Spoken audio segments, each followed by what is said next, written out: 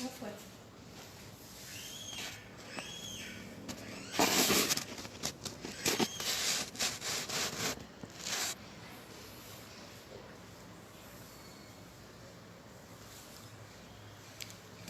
Olá, irmãos, graça e paz, tudo bem? Nós vamos estar dando início aqui à nossa live. O objetivo é trazermos uma palavra pastoral, de conforto, de consolo ao seu coração.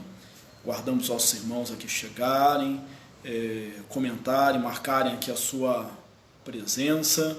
Enquanto isso, você pode abrir a palavra de Deus no Evangelho de Lucas, no capítulo de número 21, nós vamos ler a partir do versículo de número 7. Bom estarmos aqui juntos, nesse tempo aí de crise, de isolamento social, onde estamos sem poder nos abraçar, nos beijar, nos cumprimentarmos, apertarmos as nossas mãos, mas podemos estar juntos aqui. Vamos estar aqui com vocês nesta tarde. Estamos vendo aqui os nossos irmãos chegando. Sandra Helena Oliveira, Deus te abençoe, minha irmã. Cristina, vamos juntos aqui falar da palavra de Deus. Que bom, quem quiser pode botar aí da igreja que os irmãos que não forem da nossa igreja presbiteriana ali em Nova Aurora, os nossos amigos aqui do Facebook, nossos vizinhos. Vamos estarmos juntos. O texto que nós vamos meditar, como eu já disse, é Lucas, no capítulo de número 21. Você já pode abrindo a sua Bíblia, enquanto aguardamos aqui os nossos irmãos.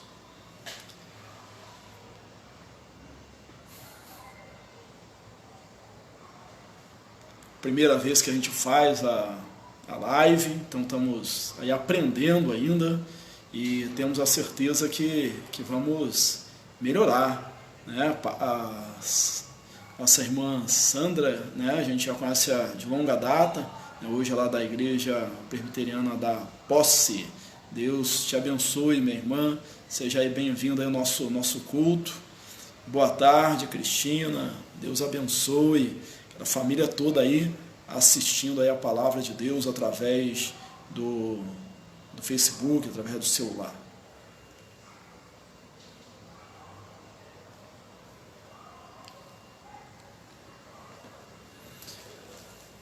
O texto que nós vamos ler é Lucas, no capítulo 21. Eu vou ler a partir do versículo 7. É um texto extenso, mas eu creio que seja necessário aqui para a nossa devocional, para a nossa meditação. Márcia, Deus abençoe. Forte abraço, minha irmã. Vocês estão conseguindo ouvir bem aí o áudio? Está todo mundo escutando? Sinaliza aí para a gente. Estão ouvindo? Texto de Lucas, capítulo 21. A autora está boa. Grande pastor, pastor Ismael Matos, Deus abençoe, meu irmão, que bom estar aqui. Um abraço aí para os irmãos da Igreja Batista em Barra Mansa. Vamos estar juntos também às 18 horas.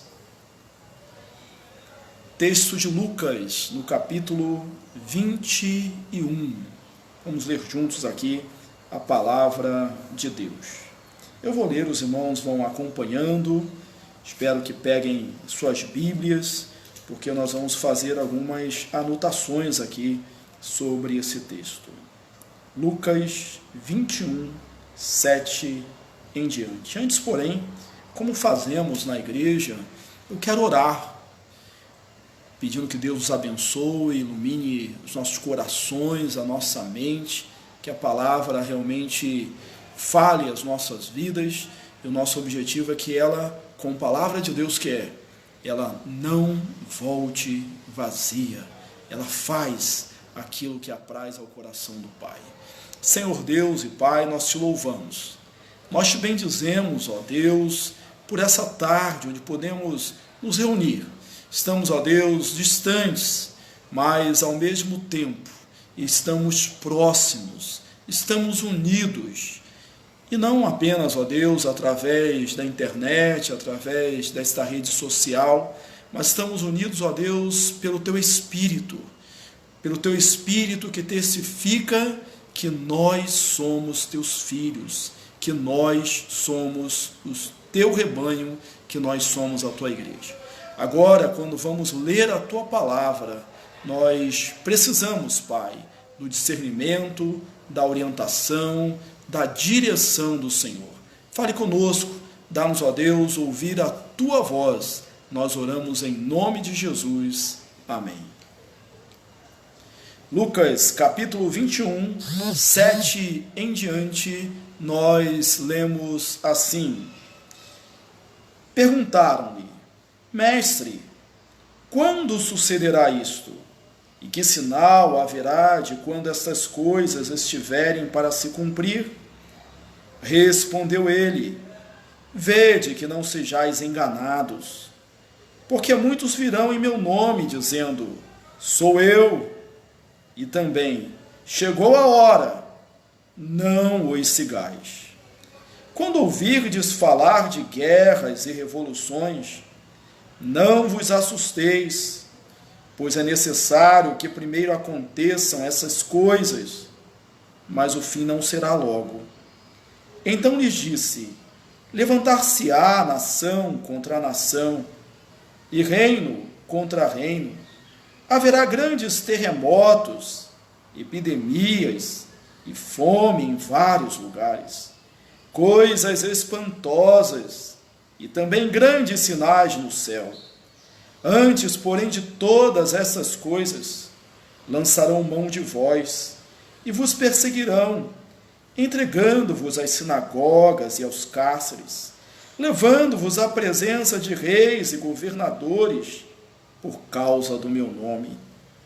Isto vos acontecerá para que deis testemunho. Assentai, pois, em vosso coração, que não vos preocupardes com o que haveis de responder, porque eu vos darei boca e sabedoria, a que não poderão resistir, nem contradizer todos quantos se vos opuserem.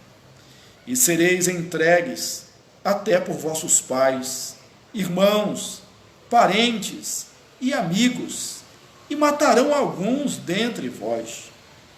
De todos sereis odiados por causa do meu nome. Contudo, não se perderá um só fio de cabelo da vossa cabeça. E na vossa perseverança ganhareis a vossa alma.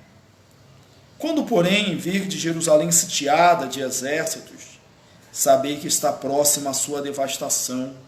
Então, os que estiverem na Judéia, fujam para os montes. Os que se encontram dentro da cidade, retirem-se, e os que estiverem nos campos, não entrem nela, porque esses dias são de vingança, para se cumprir tudo o que está escrito. Ai das que estiverem grávidas, e das que amamentarem naqueles dias, porque haverá grande aflição na terra, e ira entre todos os povos. Cairão a fio da espada e serão levados cativos para todas as nações, e até que os tempos dos gentios se completem, Jerusalém será pisada por eles. Haverá sinais no sol, na lua e nas estrelas, sobre a terra angústia entre as nações, em perplexidade por causa do bramido do mar e das ondas. Haverá homens que desmaiarão de terror, e pela expectativa das coisas que sobrevirão ao mundo, pois os poderes dos céus serão abalados. Então se verá o Filho do Homem vindo numa nuvem, com poder e grande glória. Ora, ao começar essas coisas a suceder, exultai e erguei a vossa cabeça, porque a vossa redenção está próxima. Ainda lhe propôs uma parábola, dizendo: Vede a figueira e todas as árvores, quando começam a brotar, vendo-a sabeis que vós mesmos que o verão está próximo. Assim também, quando virdes acontecerem essas coisas, sabei que está muito próximo o reino de Deus. Em verdade vos digo que não passará esta geração sem que tudo isso aconteça. Passarão o céu e a terra, porém as minhas palavras não passarão. Acautelai-vos por vós mesmos, para que nunca vos suceda que o vosso coração fique sobrecarregado com as consequências da orgia, da embriaguez, das preocupações deste mundo, e para que aquele dia não venha sobre vós repentinamente, como um laço, pois há de sobrevir a todos os que vivem sobre a terra, sobre toda a terra. Vigiai, pois, a todo tempo, orando, para que possais escapar de todas essas coisas que têm de suceder e estar em pé na presença do Filho do Homem. Amém? O texto que nós lemos foi Lucas, no capítulo 21, a partir do versículo de número 7. Meu irmão, minha irmã, meu amigo, como você está se sentindo? Qual é a sua sensação? Como você se sente nesses dias? Eu me sinto como se eu tivesse dormido e acordado dentro de um filme de ficção científica. Como se eu fosse personagem de um filme desses. Ou que eu fizesse parte de uma história daquelas da teoria da conspiração. Ou dentro de um filme apocalíptico, dentro do apocalipse, pelo menos como as pessoas o interpretam, que para nós cristãos é a revelação, erguer os olhos e ver que a nossa redenção se aproxima e não um momento de terror. Mas parece sim que nós estamos dentro de um filme de ficção científica. Talvez essa também seja a sua impressão nesse momento. Quando a gente assiste a TV e diz, olha, as fronteiras estão fechadas, os transportes estão parando, e os serviços, alguns vão ser suspensos ou cancelados por causa de um vírus, coronavírus. Nós não vamos aqui falar do avanço da doença, ou das medidas de precaução, do que se espera, das projeções que as autoridades na área de saúde fazem. Não porque julguemos que isso seja desnecessário, mas porque já há bastante informações sobre isso aí na mídia, nos jornais. O objetivo nosso hoje é trazer uma mensagem de esperança. E talvez você pense assim, uma mensagem de esperança é uma mensagem que minimiza o problema. Uma mensagem de esperança é uma mensagem que tampa, no dizer popular, o sol com a peneira. Uma mensagem de esperança é uma mensagem que você não enxerga a realidade dos fatos, daquilo que está acontecendo ao seu redor. Não. Nós não vamos minimizar. Talvez possamos até ser acusados de maximizar, de hiperbolizar o que está acontecendo. Por isso escolhemos um texto apocalíptico. E aqui eu vou pensar didaticamente, vou citar 5 sentenças que nós vamos tirar deste texto. A primeira coisa que nós vamos tirar, logo no início vai dizer assim, olha, ninguém vos engane. Aí nós vamos correndo mais um texto e nós vamos ler assim, não vos assusteis. A terceira, cuidais para que não estejais preocupados. Depois nós vamos ler na sequência que há homens que desmaiarão diante da perplexidade dessas coisas. E mais para o finalzinho, a gente vai ler assim, cuidais para que vocês não estejam com vossos corações sobrecarregados. Então, diante de tantas coisas que a gente tem que fazer, eu vou elencar, na verdade, 5 coisas que nós não podemos fazer, ou pelo menos não devemos fazer como cristãos, nesta época de angústia, nesta época de crise. Nós não podemos ser enganados, nós não podemos nos assustar, nós não podemos nos preocupar, nós não podemos desmaiar no caminho e nós não podemos estar com os nossos corações sobrecarregados. Vamos ver então. Jesus, ele está no templo. Os 3 evangelhos sinóticos vão narrar as mesmas experiências, a mesma situação. Ora, os discípulos olham e veem a beleza do templo, a majestade, a suntuosidade. E Jesus, naquele momento, ele diz: olha, não ficará pedra sobre pedra que não seja derribada. Bem, e aí os discípulos perguntam: que sinais hão de acontecer? Que sinais nós teremos da sua vinda? E aí o Senhor Jesus começa a prever, a dizer coisas assustadoras para todos nós.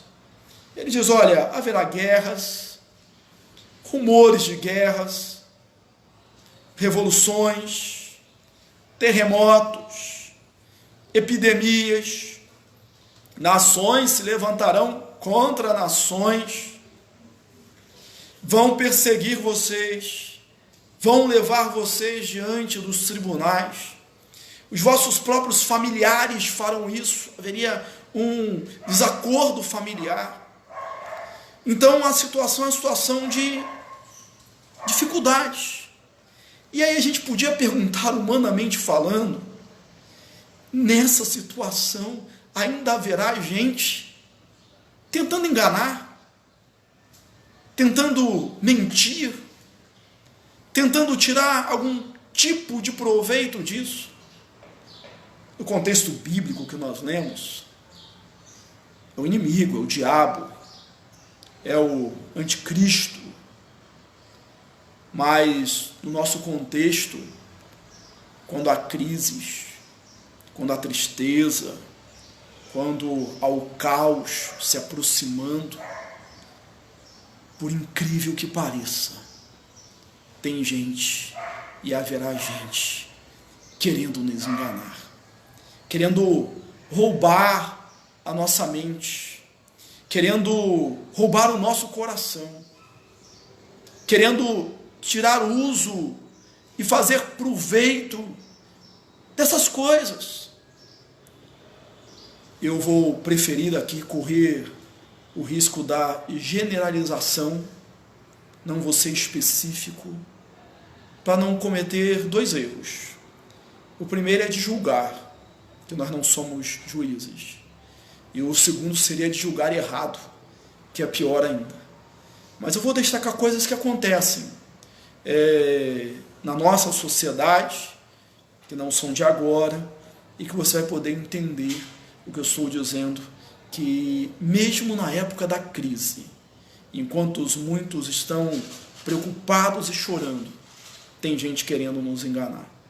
Por exemplo, são recorrentes no nosso país enchentes, inundações, desmoronamento de encostas, etc. Especialmente no mês de dezembro, janeiro, fevereiro.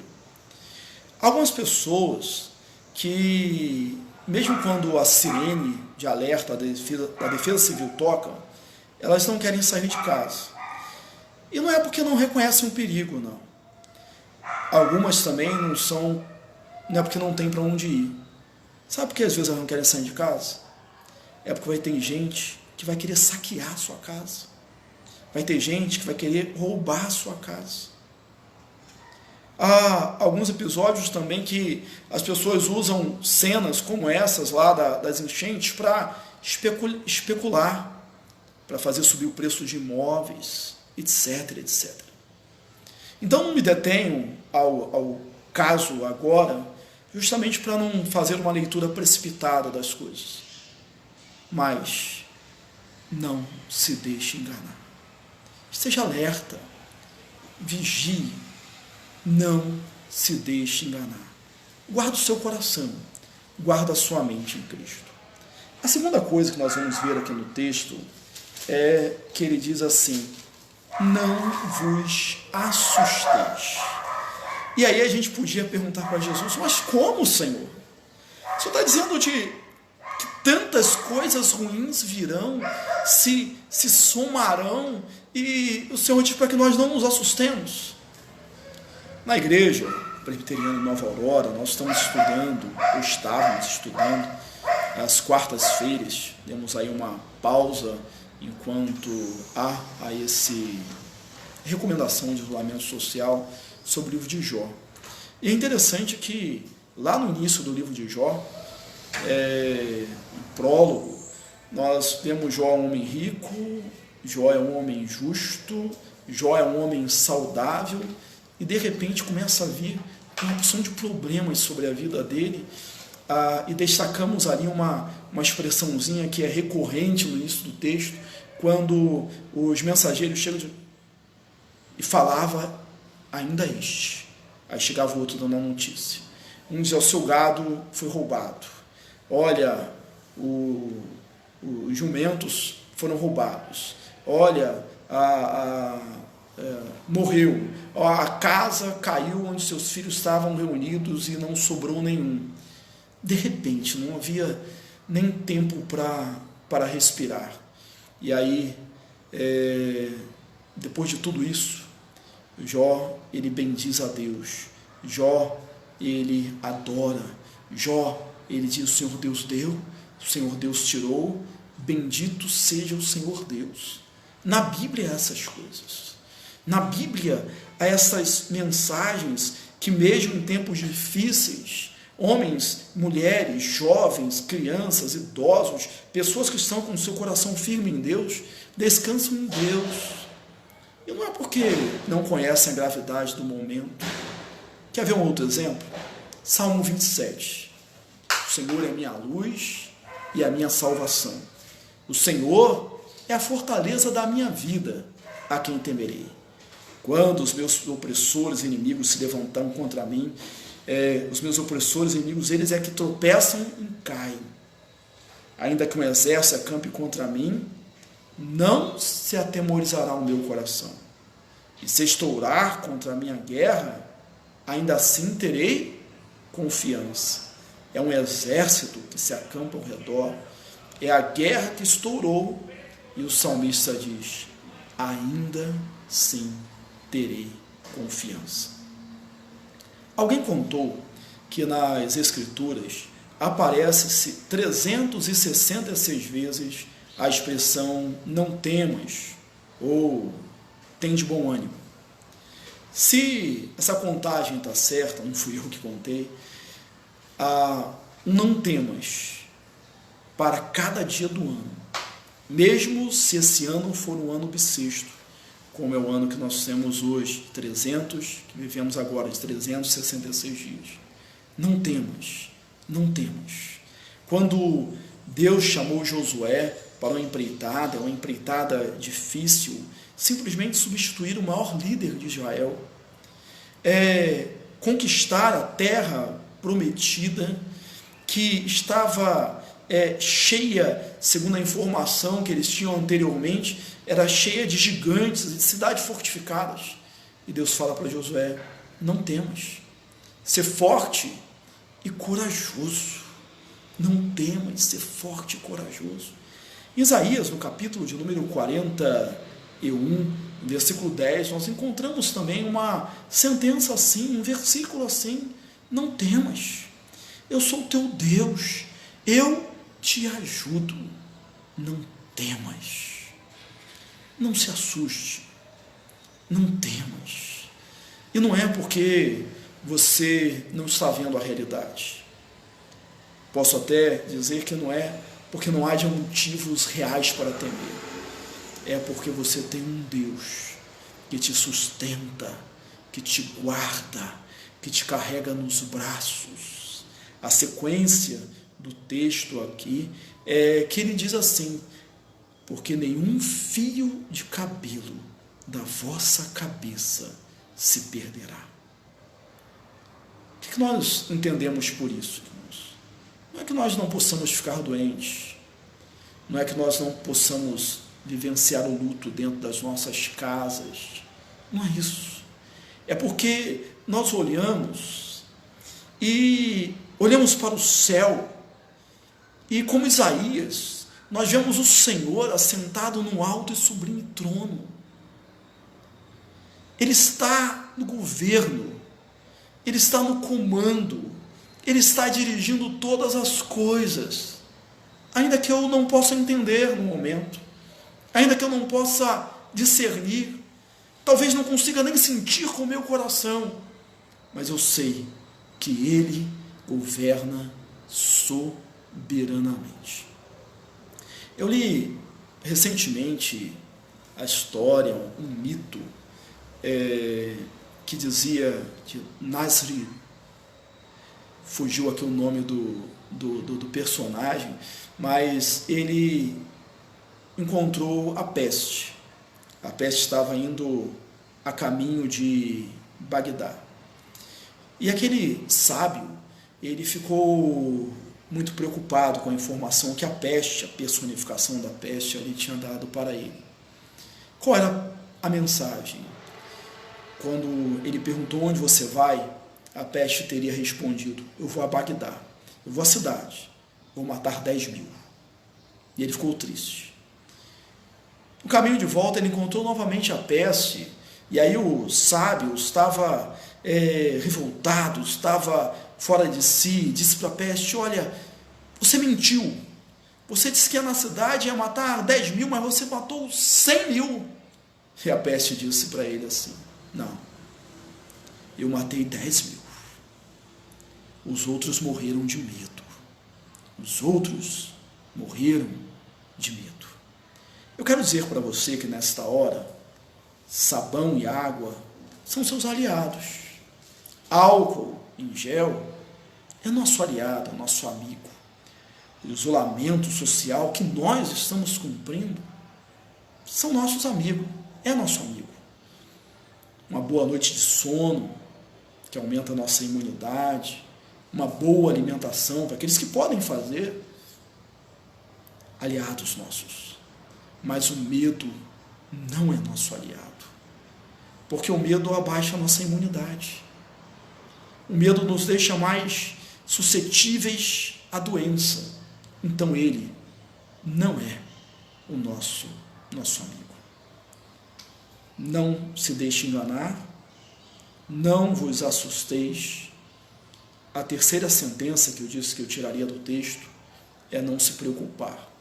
O contexto que se aparece aqui no texto de Lucas, no capítulo 21 e também nos sinóticos, é o contexto de que nós seremos levados aos tribunais, mas nós não deveríamos nos preocupar com o que haveríamos de dizer, porque o Senhor colocaria a palavra de sabedoria nos nossos lábios e eles não poderiam resistir.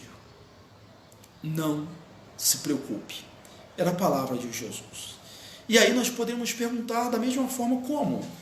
Se eu vou ser levado diante do tribunal, se eu vou ter que falar com as pessoas, se eu vou ter que me defender, se eu vou ter que falar em prol da minha própria vida, como não me preocupar?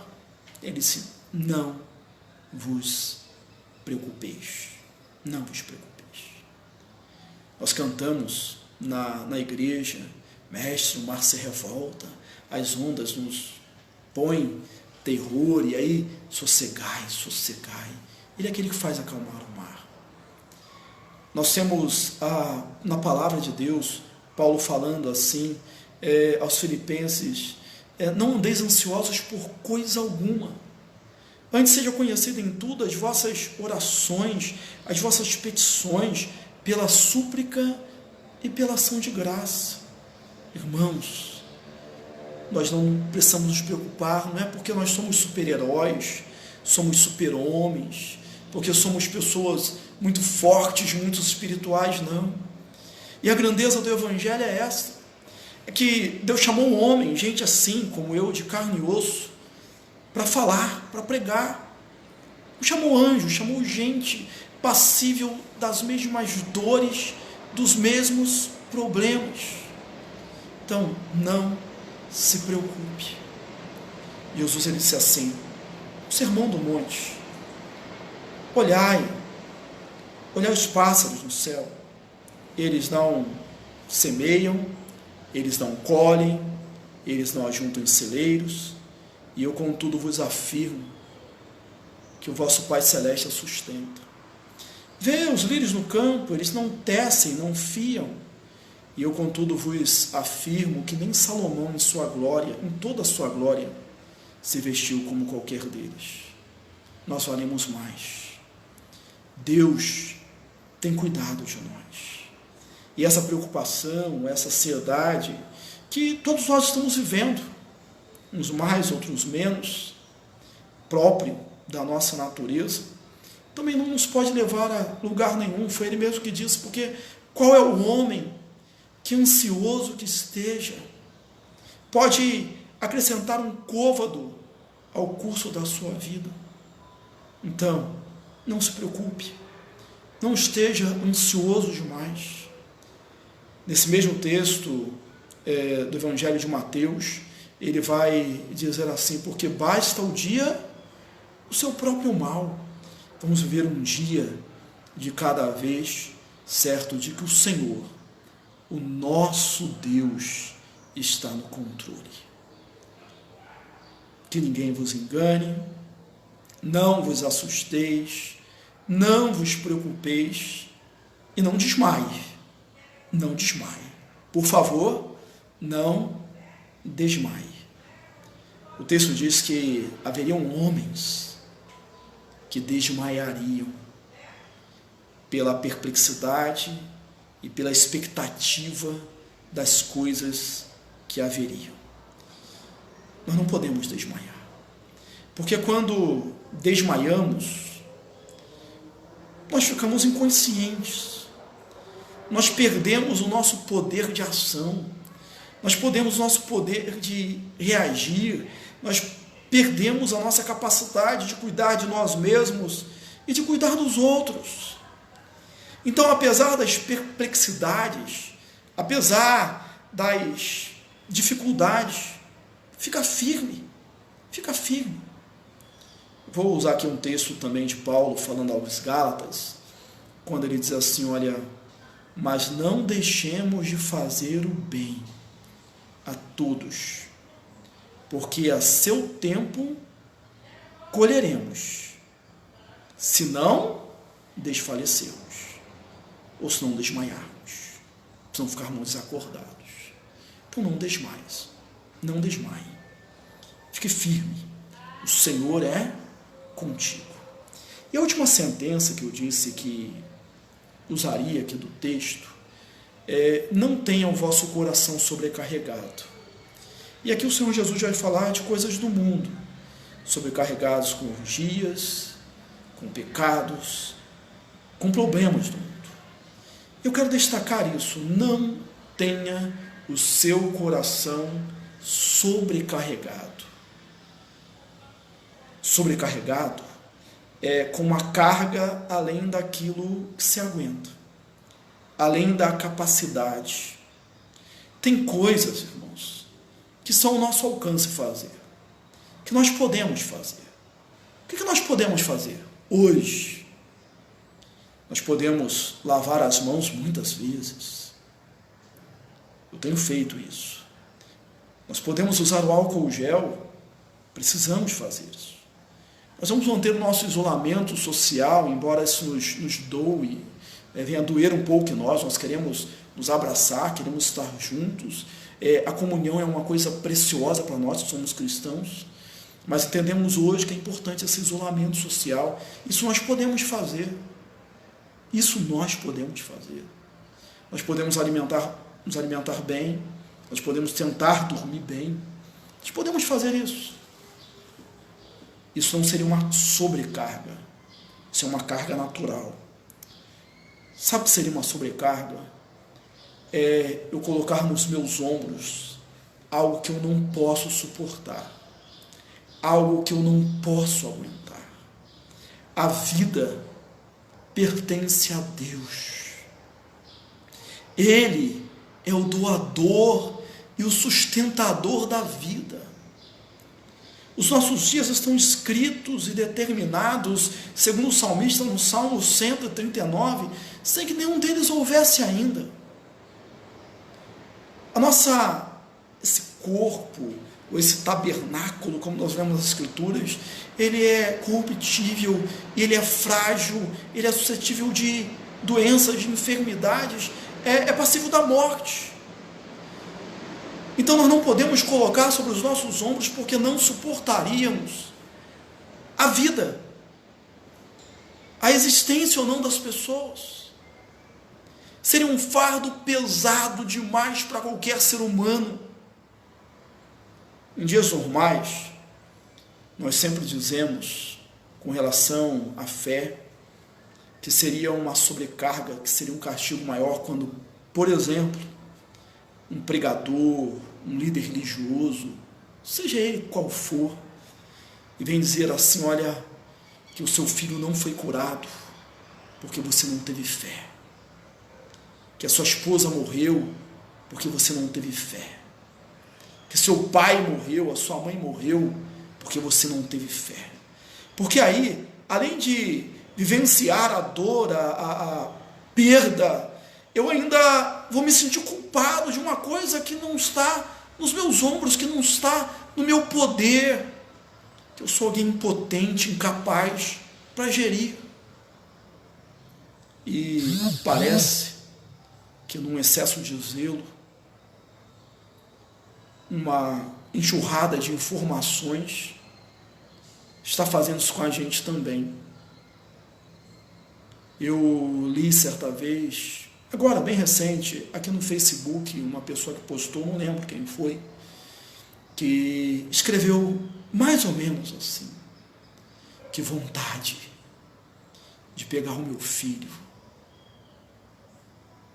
e guardar ele dentro de um potinho até tudo isso passar. Que vontade de fazer isso.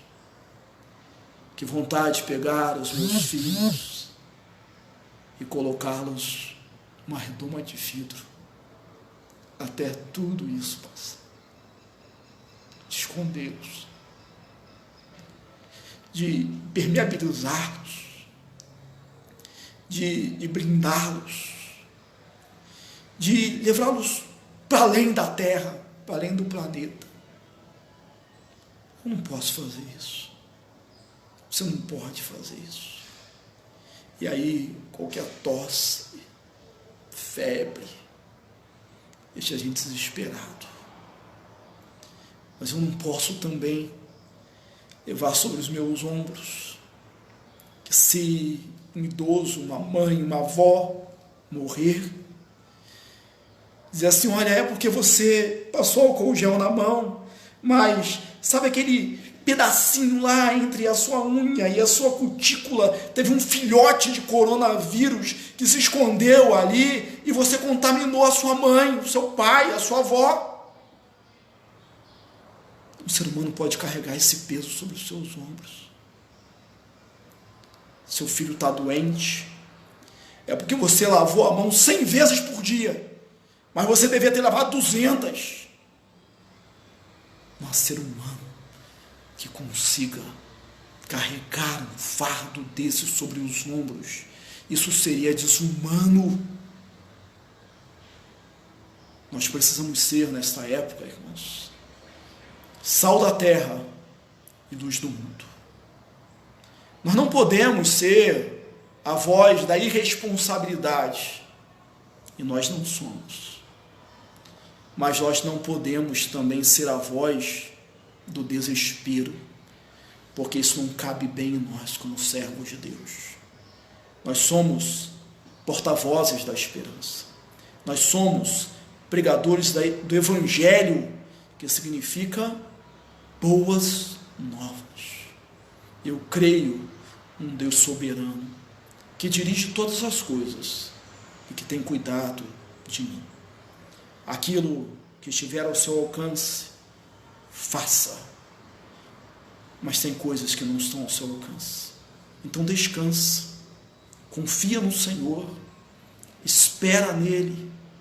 Não pense a longo prazo, basta o dia o seu próprio mal. Nós esperamos que tudo passe e que logo possamos estar reunidos de novo, nos abraçando, nos cumprimentando, tendo comunhão. Isso que também é importante para a nossa própria saúde, porque nós somos assim, seres sociais. Aguardamos que tudo isso passe.